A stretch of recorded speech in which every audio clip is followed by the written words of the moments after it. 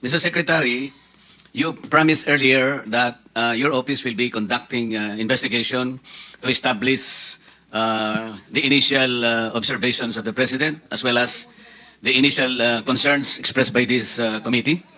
I will suggest that you should involve this committee in your investigation. We will be happy to deputize a staff from the Blue Ribbon in undertaking the investigation. Ganito lang kasimple. Halimbawa, yun pong binisita ng ating Pangulo sa Kalumpit. Nakita niya yung embankment kagad. Yung tingin pa lamang niya talagang lusaw na yung embankment kasi wala namang slope kasi. Nagkalasog-lasog na pati yung apron. Walang apron kasi nagkahiwa-hiwala yung mga seat pile. Ang contractor dito is St. Timothy. Yung dating director ninyo, district engineer, Henry Alcantara, was suddenly transferred as assistant regional director sa Region 4A. Kailangan siguro magkaroon tayo ng explanation bakit mabilisan siyang inalis. Ano po? Tapos, siguro, dito sa mga ghost na ito, mahirapan kayo talaga dahil multo ito eh. Mahirap hanapin ang multo, Mr. Secretary. Siguro, isa sa mga sasuggest namin, itong mga contractors na multo ang kanilang mga projects, mag-umpisa sila sa sementeryo. Ito na lang ang paggawa mo sa kanila, perfect yun kasi multo lahat naman ang kanilang projects. Majority Leader? Yes.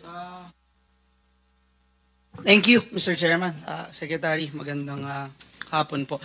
Let me start by commenting right away dun sa tinanong kanina ni Senator JV. Secretary. Majority Leader, we need to wind up at about yes, 2:15. Yes, I'll be brief, Mr. Chairman, because unfortunately, Mr. Chairman, this has been my third year hearing here in the Senate.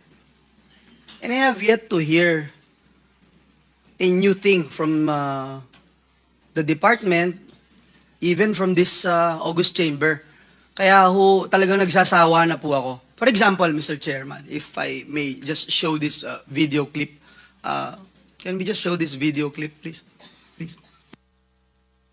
Kayo rin ho yung nagsabi, we might be able to start this year. And that was last year, Mr. Secretary. Now it's still in the feasibility stage, although parang nasa latter part na po. Tama po ba yun? So siguro tatanungin ko po ulit yung the same question I asked last year. Kailan ho kaya ito posible na mag-start po, Secretary?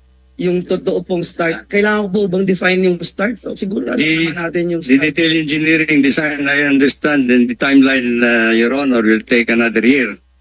Because this is a big project. Yes, another year. So, another 2025. 2028. Actual construction, mga 2027. 2027 na yung actual construction. Wow. Civil works po. Kasi kayo, Secretary, last year, we will probably start next year. The Central Luzon Pampanga River Floodway and San Antonio River, San Antonio Swamp Ring Dike, Your Honor. This will be the major project that will actually we think will be able to contribute significantly to address the flooding problems in Bulacan and Pampanga. So you have the timeline here when we will start? By next year po siguro, we are hoping that we can start this project. This will be the major project in Central Luzon po. Mr. Chairman, yung video pong pinakita was last year at dun sa video na pinakita ulit, that was last year. And then ngayon, ini-excite na naman tayo na may mangyayari na. First question is this really an integrated master plan, Secretary? I mean, siguro you can feel my emotions here, Mr. Secretary, if this is the third year na pinag-uusapan natin to, yung frustration po natin. And unfortunately, yung mga contractor, some politicians, they're also using this against me. Daming nagkalat na fake news, daming nagkalat na manufactured news na ako daw yung involved dito. For the past 3 years, inuupakan ko rito, lahat ng senador dito nagsasalita na. And yet, ngayon sa akin ho binabalik. Kaya itong mga contractors na to, at itong mga to, iisa-isahin ko po ito in this hearing. Iisa-isahin ko po. And I swear to God, iisa-isahin ko po ito dahil nakakainit po ng ulo. Secretary, siguro yun lang yung tanong ko.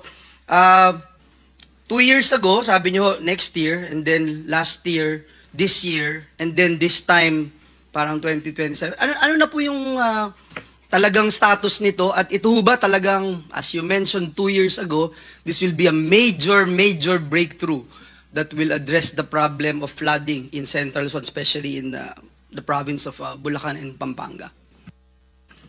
Your Honor, yes, the preparation for this project is already under ADB Loan 4424. It's actually the Preparation Innovation Facility. This is now for the preparation of the project from feasibility study to detailed engineering design, Your Honor. So the detailed engineering design will be completed by the 2026. The entire stretch. 2026 construction might, or are you sure it will start on by 2027? Yes. And this is, again, you stand by your word, major program that will address flooding in Central Luzon. That's correct, Your Honor. Thank you, Secretary. Now, how does the feasibility study works? Again, remember, Mr. Chairman, first term ko po dito sa Senado, 2016, I already mentioned this problem of flooding in the town, for example, of Hagonoy. And the DPWH told me that they cannot do it because they have to have feasibility study, etc. In fact, I funded the feasibility study. Nandito pa si R.D. Tolentino, if I recall. The name of the guy is Gatan, if I'm not mistaken. I met with him several times. Pinondohan po yung feasibility study. Sabi, hindi pwedeng gawin ng 1 year. Kailangan 2 years. After 2 years, nagawa yung feasibility study, Mr. Chairman, hindi rin po in-implement. So, how does this feasibility study works, Mr. Chairman? Secretary, lahat po yung binanggit ni Presidente na 15 contractors at yung mga nakatakot-takot na proyekto, I'm sure, dahil sasama din ang loob ko pag sinabing walang feasibility study, lahat po yun may feasibility study. Is that correct, Your Honor? Unfortunately, Your Honor, I don't think so. Many of these projects that have been implemented over the years did not have any feasibility study. It's just a priority projects that have been included into the program. Wow, that's more frustrating and that's more depressing, Mr. Chairman. Because I myself, as a member of this institution, been asking for help with the department, and I never considered myself as an expert in flooding. I never considered myself as someone who knows what to do in addressing this problem. That's why we consult, we ask for experts. And now you're saying wala palang feasibility study, itong mga projects na ito na bilyon-bilyong halaga na ginagastosan ng ating pamahalaan. Itong 4 na taon, from 2023, 1.07 billion per day ang budget ng DPWH. 2024, 1.34 billion pesos a day ang budget ng DPWH. 2025, this year, 1.37 billion pesos budget a day. Again, DPWH. And now in the coming 2026 NEP, 1.08 billion pesos budget a day. And then you're gonna say, Mr. Secretary, wala pong feasibility study and wag kayong magulat kung ghost project yung makukuha natin dito. Is that correct, Your Honor? As I pointed out, Mr. Chair, yung may mga feasibility studies are these big projects that in the major river basins, Your Honor. But for local projects that would cost, let's say, 50 million, 100 million, the only thing that we require is actually yung project impact analysis, Your Honor. Sige po, Project Secretary. impact analysis. I will wind up na doon, and siguro next time pag-usapan ho natin yung feasibility study. Let's go one by one. Nandito po ba, Mr. Chairman, yung MG Samidan Construction? Gusto lang natin malaman, Mr. Chairman, yung vetting process ng DPWH tungkol dito, no? Kasi itong MG Samidan, several contracts nila have identical prices. Example, 96.5 million. We wanted to find out, were these projects subjected to a detailed cost analysis, Mr. Secretary, to ensure yung price, a fair pricing nito? Kasi tinignan ko po itong records, ito pong MG Samidan has 7 projects pegged at the same contract price. 96.5 million, lahat ng projects, say.